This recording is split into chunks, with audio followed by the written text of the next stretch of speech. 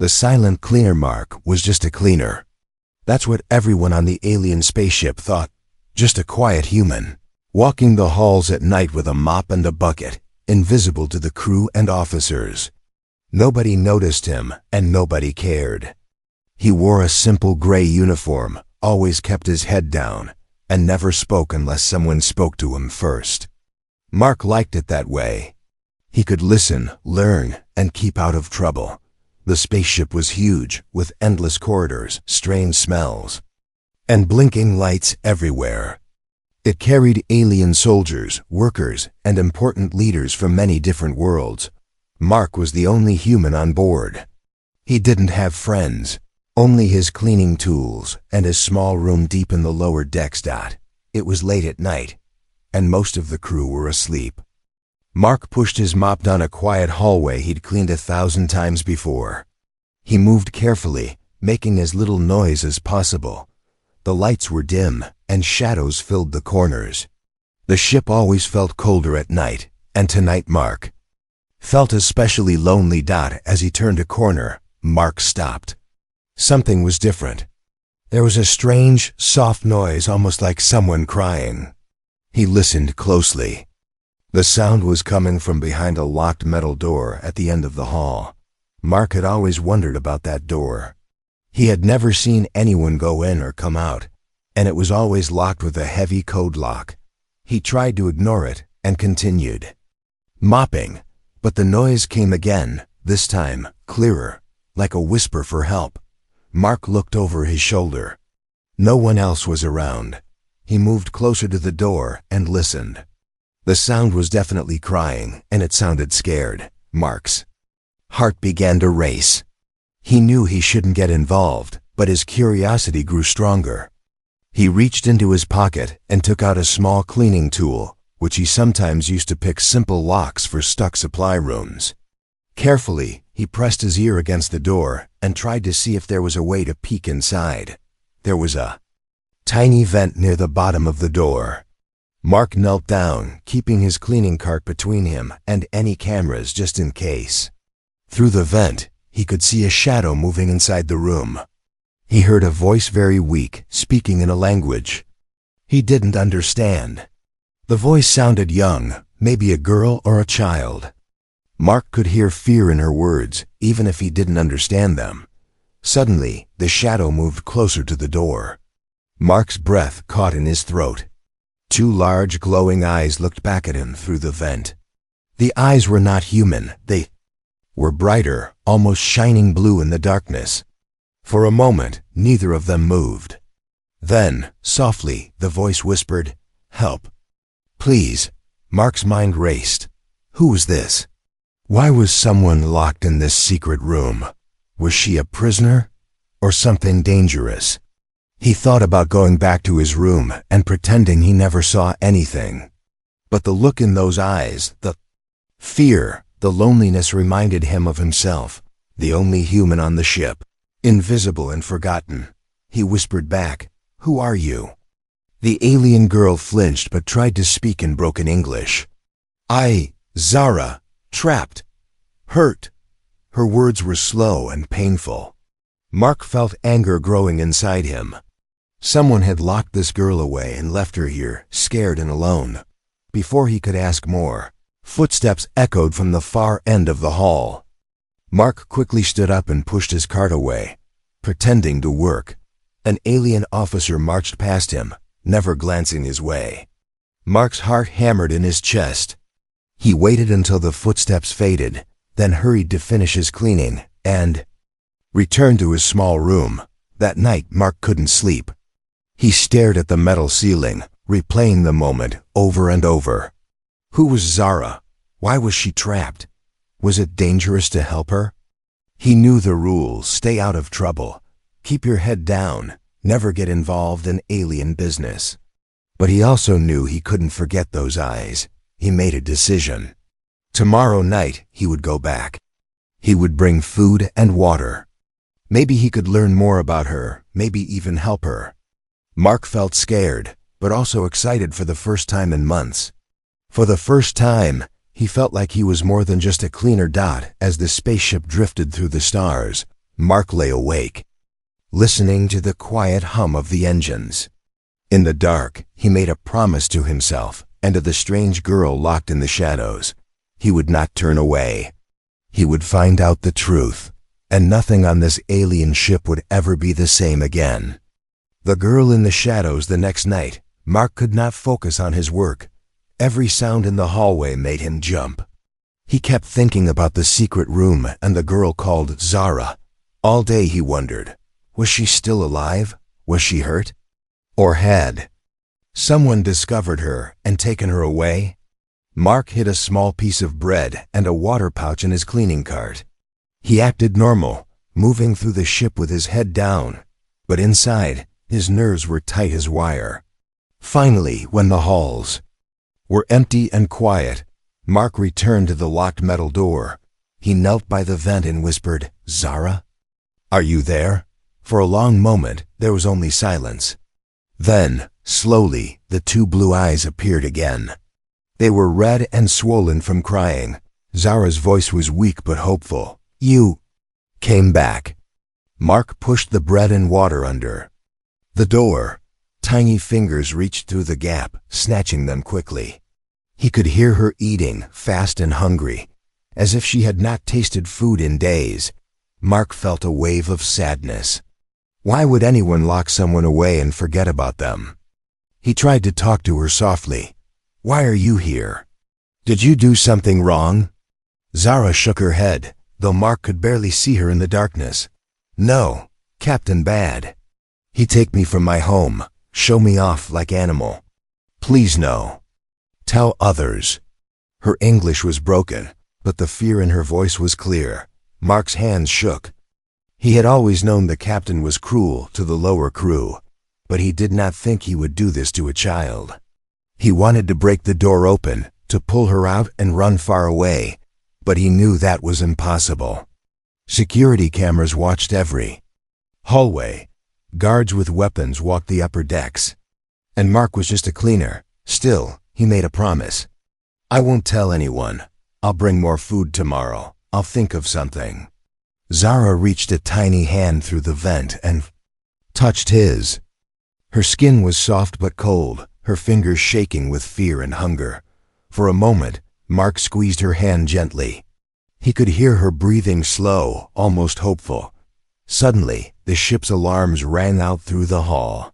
Mark's heart stopped.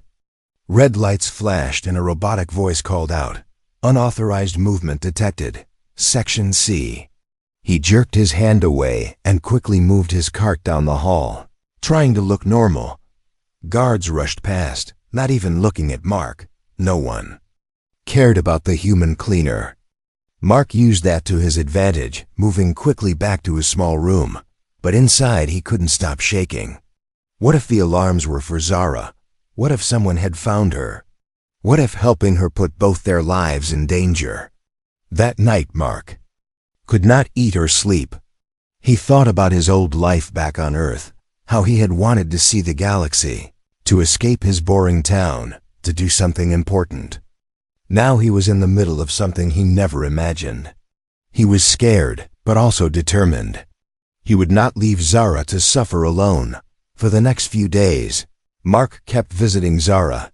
He learned more about her, how she was from a peaceful alien world, how her people loved music and light, how the captain captured her to impress his friends. Zara tried to smile when she saw Mark, but he could see how weak she was getting. He worried that she would die in that cage before he found a way. To help her, Mark started sneaking her small gifts, an old blanket, some fruit, a picture from his pocket. He listened to her stories, and sometimes she sang a soft song in her own language. The song made the dark hallway feel a little less lonely.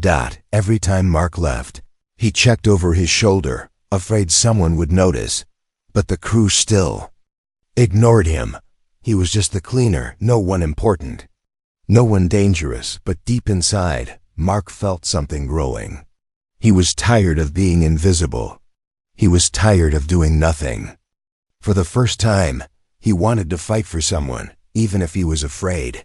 One night, as he left Zara with a new piece of bread, She pressed her face to the vent and whispered, "Thank you, Mark. You are my only hope." Mark nodded, swallowing hard. "I promise, I won't let you down." As he walked away, Mark made a new plan. He would not just feed Zara.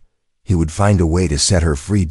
And somewhere in the shadows, the eyes of the captain's spy watched them both. Dangerous secrets. The next days on the spaceship felt even colder for Mark. He kept working, moving his mop and bucket through endless metal halls. But his mind was never on cleaning anymore. He thought only about Zara, how thin she was getting, how scared she looked every time he visited, and how her blue eyes always begged him to stay longer. Mark had started watching the crew, listening to every bit of gossip or argument he could hear. The officers always talked about the captain's trophies, about secret meetings and powerful visitors coming soon. Some of them joked about the monster hidden below, but they always lowered their voices when Mark passed by. Nobody trusted humans much, but nobody feared them either. One night, Mark found Zara almost too weak to speak. She was curled up in the dark, shivering.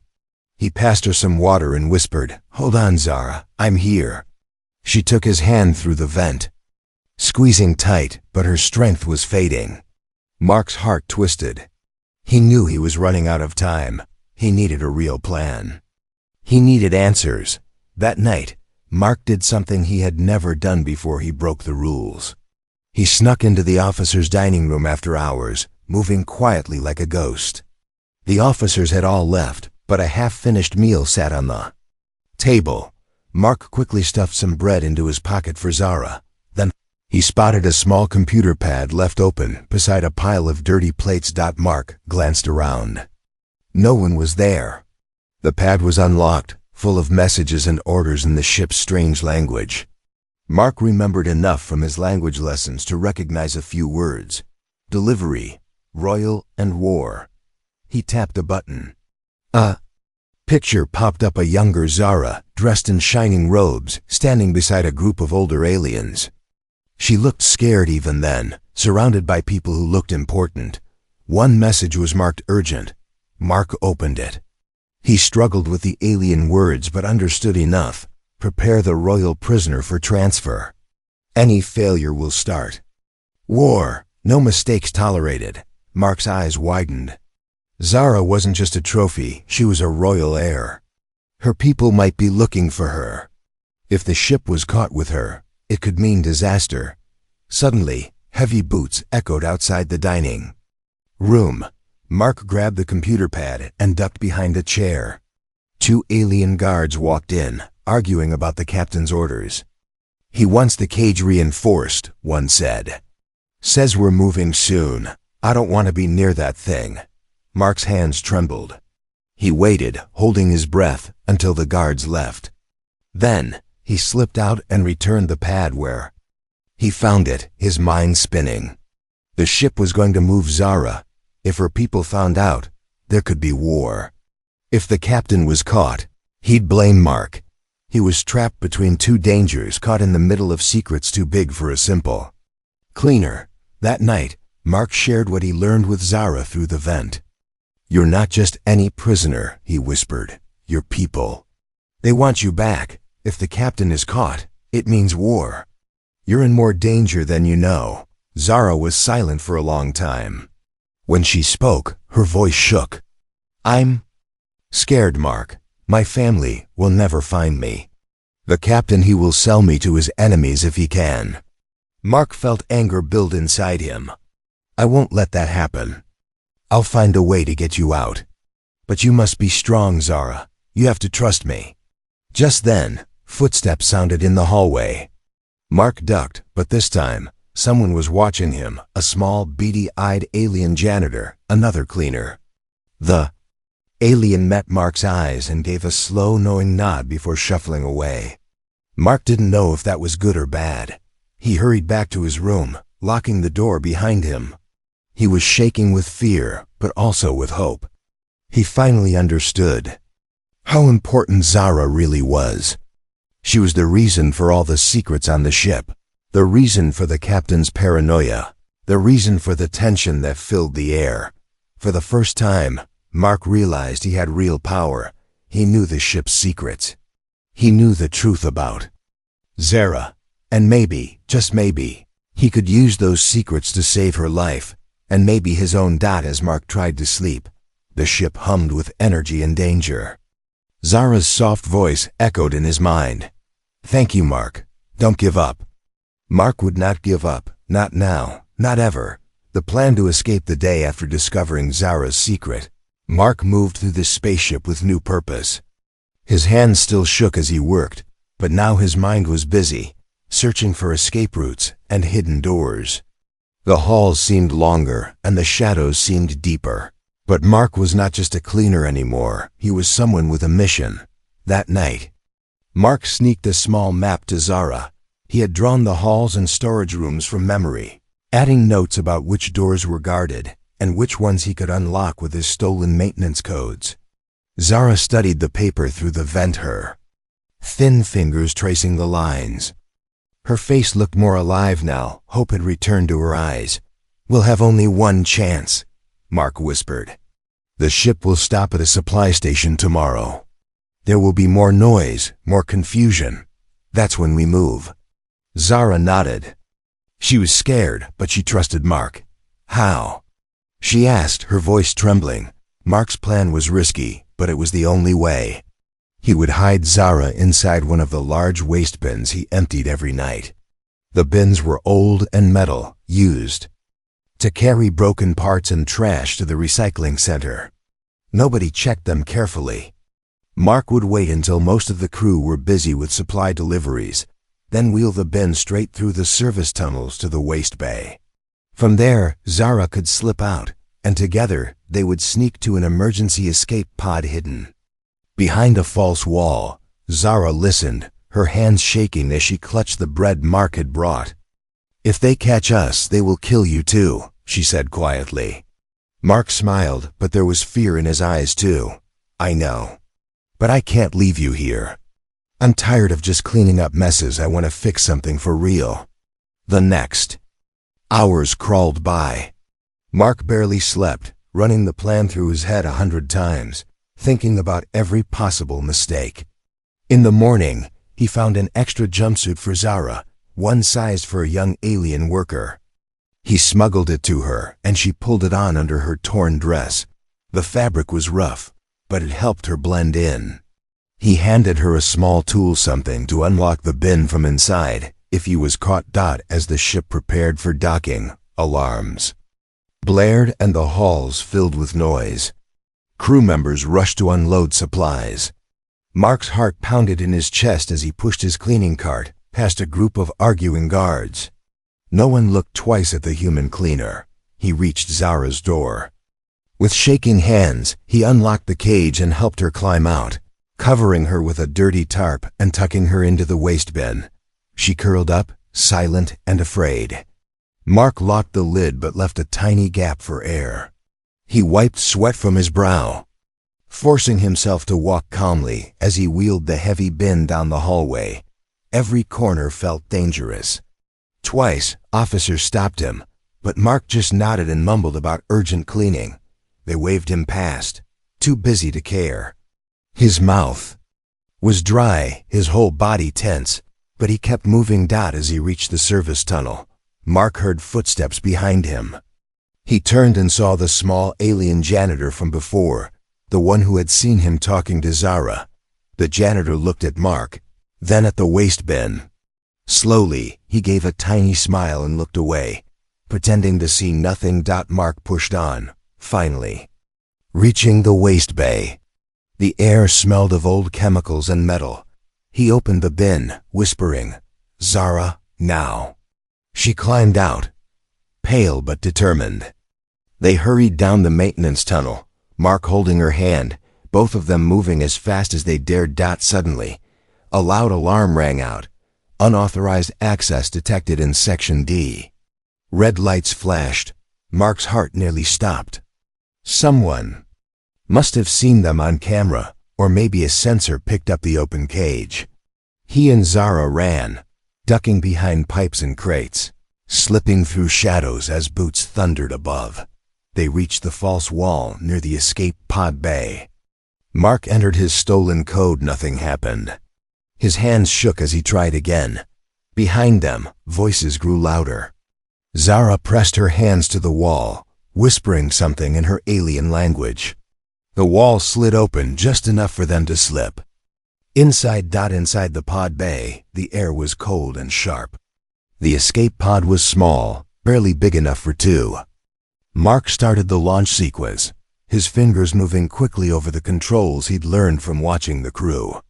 Outside, the captain's angry voice echoed, "Find the human. Find the prisoner." Zara looked at Mark, her eyes shining. With hope and fear. "Are we safe?" Mark gave a shaky smile. "Not yet, but we're closer than ever." As the escape pod hummed to life, they held hands waiting. Would they make it, or would this small act of courage be their last? The chase begins. The escape pod's engine whined, and cold blue light filled the tiny cabin. Mark's hands shook as he fastened Zara's safety belt. Outside, angry voices echoed in the pod bay. Heavy boots stomped and alien weapons flashed as guards stormed in. "They're coming," Zara whispered, panic in her voice. Mark pressed the launch button. Nothing happened. A red warning light flashed. Docking clamps engaged. Mark's heart pounded. "They locked us in." "I have to release the clamps from outside." He took a deep breath, gave Zara a brave smile, and crawled out of the pod through a maintenance hatch. The pod bay was chaos. Guards shouted orders, searching every shadow. Mark moved behind cargo crates, his body shaking with fear. A guard almost spotted him, but at that moment, the little alien janitor from before accidentally spilled a huge bucket of slippery cleaning fluid right in the path of the guards. The guards slipped and fell, cursing and yelling. Mark slid along the wall and found the emergency release lever. His hands were sweaty, but he managed to pull it hard. The clamps popped open with a loud clang. Instantly, alarms blared and all. Eyes turned toward him. "There, the human!" shouted the captain. Mark sprinted for the maintenance hatch as a stun shot hit the wall behind him, making sparks fly. He dived inside, slamming the hatch shut. Zara grabbed his arm, tears in her eyes. "Did it work?" Mark nodded. "Hold on." He pressed the launch button again. The pod shook, then blasted away from the ship, spinning into the blackness of space. Behind them, the captain's voice howled through the radio, promising revenge. Mark and Zara sat together in the tiny pod, breathing hard. The view outside was endless stars, darkness, and the cold glow of distant planets. Mark tried to smile, but he knew they were not safe yet. Inside the ship, the captain ordered a squadron of drones to pursue the escape pod. "No one escapes me," he roared. Soon, warning lights flashed inside the pod. Incoming pursuit.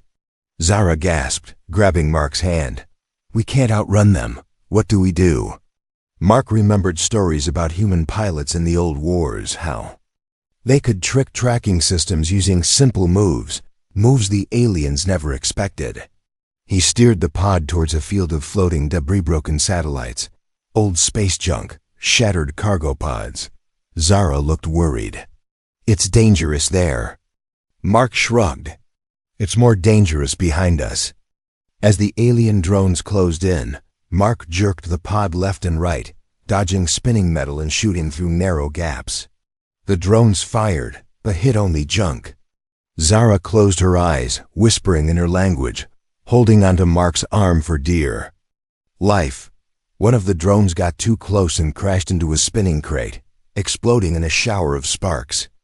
Mark kept moving, sweat pouring down his face. "Just a bit more," he muttered. Finally, after dodging through the last cloud of debris, the pod broke free.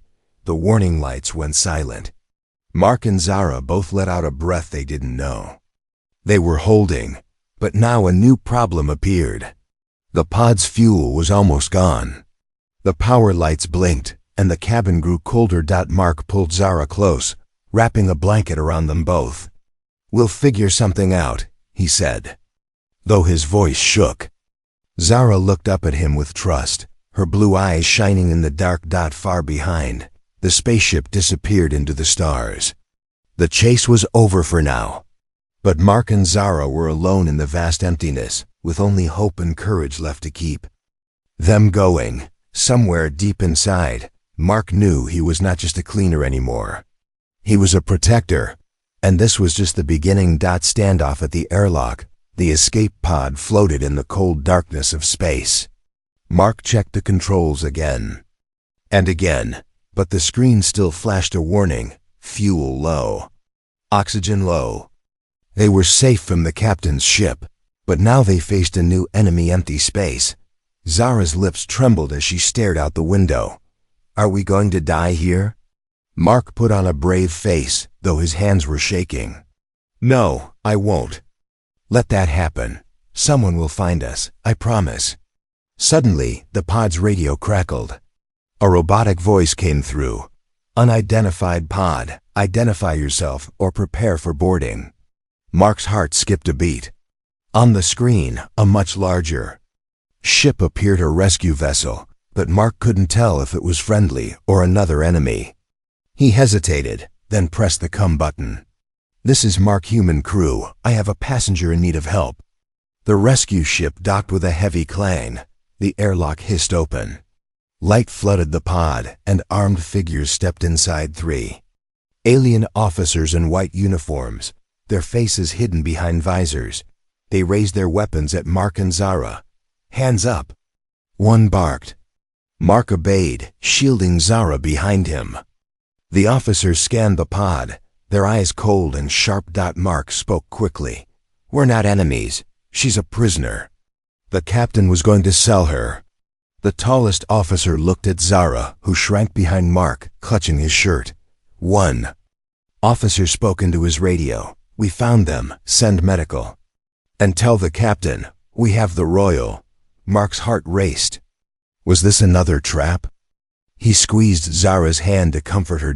Suddenly, another group entered the pod bay. The captain of the old ship had followed them. His small personal shuttle docked on the other side of the rescue ship. The cruel captain stormed in, red-faced with anger. She's my property, he shouted. That human is a thief. The officers formed a wall between the captain and Mark. Their leader held up a badge with a strange symbol, a mark of the intergalactic Peace Corps.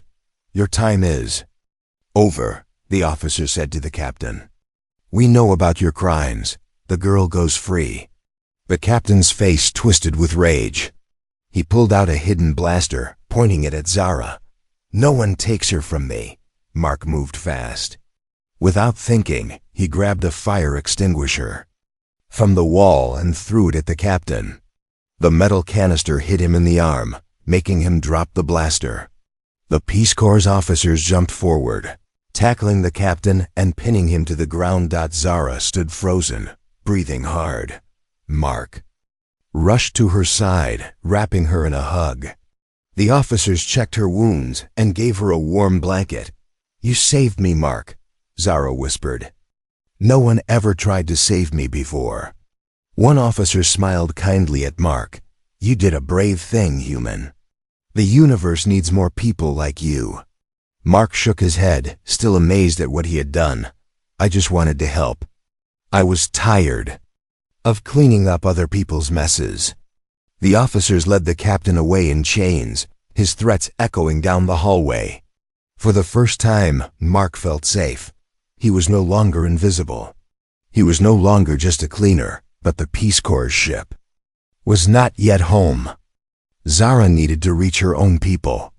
Mark wondered what would come next, if he would ever see Earth again, or if he would travel to new worlds as Zara's friend. As the rescue ship soared through the stars, Mark and Zara watched together from a window, side by side. In the darkness of space, a new future waited, one built on courage, kindness, and the hope that even a simple human could change the universe. A new beginning. For the first time in weeks, Mark slept peacefully. The rescue ship was quiet and warm, and Zara slept nearby, wrapped in a soft blanket. Outside, the stars glowed brighter than ever. The old fear from the dark spaceship was gone. But Mark knew everything was about to change again. Early in the morning, Mark woke to the gentle sound of music, soft, unfamiliar, but beautiful. He followed the melody and found Zara sitting in the ship's small garden, surrounded by blue and silver plants from alien worlds. She was singing, her voice blending with the hum of the ship. For the first time, her eyes sparkled with real joy. Mark smiled, amazed at how different she looked. No longer weak and scared, Zara glowed with hope. She waved him over and patted the bench beside her. "Thank you, Mark," she said softly. "You did what no one else would do. You risked everything for me. My people will remember you forever." Mark blushed, looking down at his hands. "I just did what felt right. Anyone would have helped." Zara shook her head gently. "No, not anyone. Most would have walked away." A few hours later, the rescue ship docked at a grand shining station orbiting a bright blue planet. The halls were filled with Zara's people, tall, elegant aliens with eyes like gems and hair like silk. As soon as they saw her, a joyful cry rose up. Zara ran to an older woman who hugged her tightly, her mother, the Queen. The Queen turned to Mark with tears in her eyes. "We are in your debt, human. You brought back our light. You will always have a place in our world."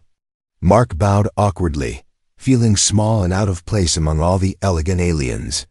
But Zara took his hand and led him through the crowd, introducing him proudly as her friend and rescuer. Days passed in a dream. Mark was given a comfortable room, new clothes, and more food than he could ever eat. The royal court wanted to hear his story again and again. Everywhere he walked, Zara was at his side, but Mark knew he didn't belong here forever. One evening, as the sun set over the alien capital, Zara found him watching the stars from a quiet balcony. "Do you want to go back to Earth?" she asked gently. Mark thought for a long time. "I miss home. But I feel different now. Like I can do more. Maybe I could help here. Maybe I could be more than a cleaner." Zara smiled, her eyes shining. "You already are more.